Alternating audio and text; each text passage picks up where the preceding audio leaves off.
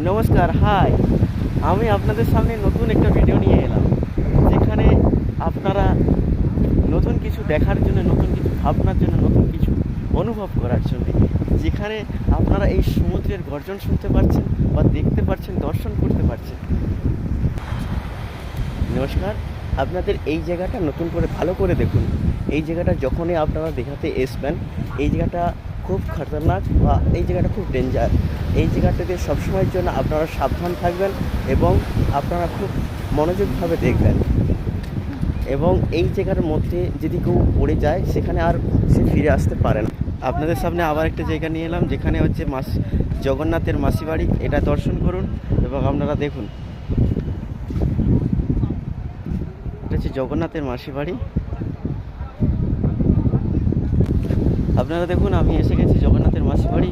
এখানে ওল্ড দীঘা যে জগন্নাথ মন্দিরের মাসি বাড়ি আছে, সেই মাসি বাড়ির দর্শন করুন, জগন্নাথ দর্শন করুন, আপনারা কৃপা লাভ করুন। হরি বল।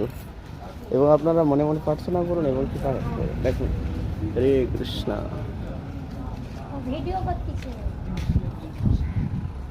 হরে কৃষ্ণ।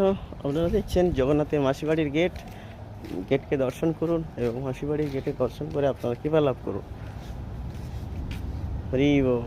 জগন্নাথের সেই জায়গাটি দর্শন করুন আপনারা।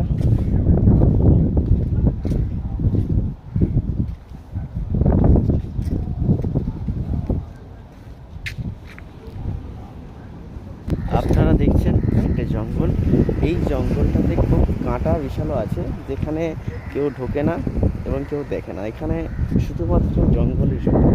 এই ঝাউ জঙ্গলের মধ্যেখানে একটা জায়গা রয়েছে, সেই সাইড দিয়ে পুরো করে কাঁটায় কাঁটা, যেখানে আপনারা ঢুকে গেলেই কিন্তু আর বেরাতে পারবেন না। শুধু কাঁটায় জড়িয়ে যাবেন, তখন তার মধ্যে কোনো বিষাক্ত সাপ, কোনো কিছু বিষধর থাকলেই আপনাকে দর্শন করবেন। ঠিক আছে দাদা।